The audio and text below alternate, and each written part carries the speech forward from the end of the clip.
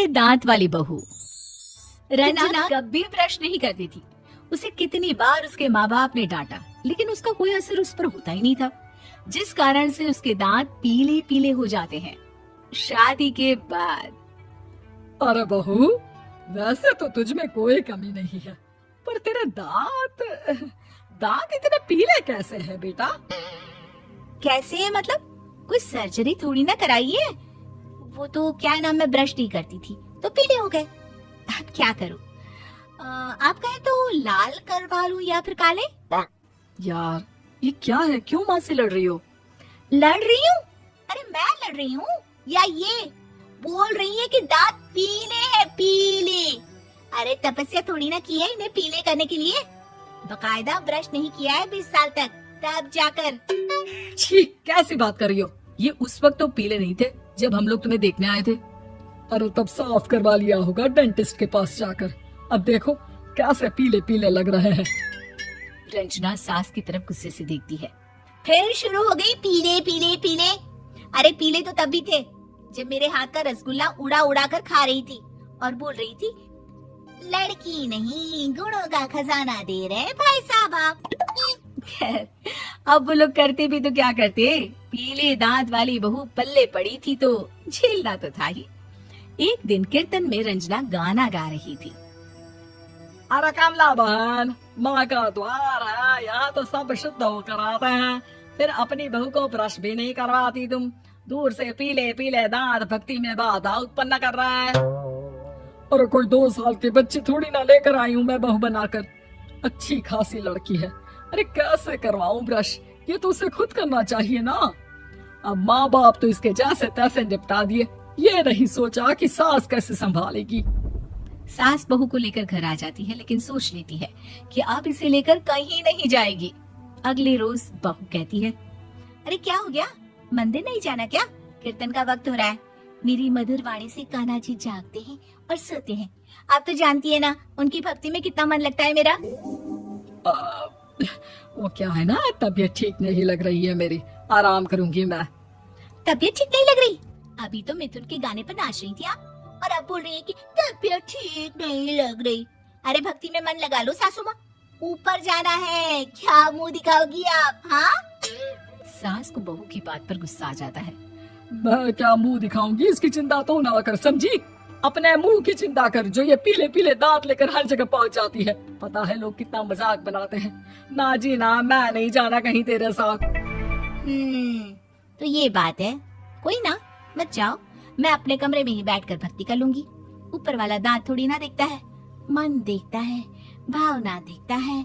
और अरे बस बस, तू सब कुछ दिखा, बस ये सफेद चमकदार दांत ना दिखाना किसी को, है? जा यहाँ से। बहू को सास की बात का कोई फर्क नहीं पड़ता, वो तो जैसी थी वैसी ही रह जाती है। सुबह नहाकर किचन में खाना बनाना, फिर खाना खाना, कीर्तन भजन करना और सो जाना। एक दिन, माँ जी मैं सहेली के घर जा रही हूँ, शाम को लेट आऊंगी। हाँ हाँ तो जाना, मैंने कौन सा तेरी आरती करनी है घर पर बैठकर।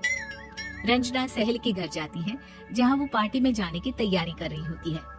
अरे शिखा, कहाँ जाने की तैयारी कर रही है? मैं गलत वक्त पर आ गई क्या? अरे नहीं यार, उल्टा सही वक्त पर आई है। मैंने ये साड़ी और ज्वेलरी निकाली है यार, शाम को इनके ऑफिस की एक पार्टी में जाना है। बताना कैसा लग रहा है ये सब? नहीं यार, इस ड्रेस के साथ तो वो वाली ज्वेलरी अच्छी लगेगी। हाँ हाँ सही बोल रही है, मैंने ध्यान ही नहीं दिया। वैसे तो हमेशा से मस्त फैशन सेंस रखती है। तो बड़ा जाती होगी ना पति के साथ पार्टी में। रंजना कुछ नहीं बोलती, बस सोचती है कि यार काश ये बात सही हो जाती, पर मैं क्यों नहीं जाती पार्टी में? क्या इन लोगों की कोई पार्टी होती नहीं होगी? रंजना घर आती है और रात में पति से सवाल करती है, एक बात बताइए, आप मुझे किसी पार्टी में क्यों नहीं ले जाते? क्या आपके यहाँ ऑफिस में पार्टी नहीं होती? पति बेचारा क्या कहता कि दांत पीले हैं तुम्हारे इसलिए। अरे कोई पार्टी होती नहीं हम लोगों के ऑफिस में, तो कहाँ से लेकर जाऊं? और मार्केट, मॉल, कहीं वीकेंड घूमना कहीं तो? अरे यार सारे हफ्ते में एक छुट्टी मिलती है, तो सोचता हूँ कि आराम ही कर लूं। क्यों? रंजना मन मार के रह जाती है। पहले कभी सास के साथ मंदिर जाया करती थी, लेकिन वो भी सास ने ले जाना बंद कर दिया। घर बैठी बैठी रंजना बोर हो जाती है, तभी उसे आइडिया आता है और वो मायके जाने का सोचती है। सासू माँ, 2 दिनों के लिए मम्मी के घर जा रही हूँ। अच्छा अच्छा ठीक है, आराम से जा। और हाँ, माँ से कुछ अच्छी आदत सीख कर आना कि कैसे शरीर के हर भाग की तरह दांतों की सफाई भी जरूरी होती है, समझी? शुरू हो गई ना आप। वो लोग आपकी तरह नहीं है कि छोटी छोटी बात का बतंगड़ बना दे। उन लोगों के लिए मैं मायने रखती हूँ, ना कि मेरे पीले पीले दांत। रंजना माँ को बिना बताए उन लोगों को सरप्राइज देती है, लेकिन जैसे ही वो दरवाजे पर पहुंचती है, अंदर देखती है कि घर वाले कहीं जा रहे होते हैं। अब माँ, काश रंजना दीदी के दांतों वाली प्रॉब्लम नहीं होती तो वो भी हम लोगों के साथ चलती ना बुआ जी की बेटी की शादी में। हाँ बेटा, लेकिन अब उसे कौन समझाए कि उसको उसके पीले दांत नहीं दिखते, लेकिन उसके आसपास के लोगों को कितना एम्बेरसिंग फील कराते हैं। मुझे तो कितनी बार उसके स्कूल की टीचर ने शिकायत की कि उसके साथ कोई लड़की बैठना भी नहीं चाहती, और ना ही कॉलेज में कोई उससे बात करना चाहता था। लेकिन पता नहीं क्यों उसे ये बात समझ में ही नहीं आती। कोई कमी नहीं है उस लड़की में, बस यही के दांत पीले हैं। वो तो भला हो जीजा जी और उनकी माँ का, जो दीदी को जैसी है वैसे ही रखा हुआ है। रंजना को अपने घर वालों की बात सुनकर बहुत दुख होता है। वो सोचती है कि वो क्या करे, लेकिन फिर वो सीधा डेंटिस्ट के पास जाती है, अपने दांत चमकाती है और कसम खाती है कि वो रोज ब्रश करेगी। अरे क्या हो गया, तुम तो 2 दिनों के लिए गई थी ना। पर कोई ना, अच्छा है, चलो आ गई तो। रंजना सास के सामने आकर खड़ी हो जाती है और पूरी स्माइल करती है, उसके चमकदार दांतों को दिखाती हुई। हैं? चले मंदिर।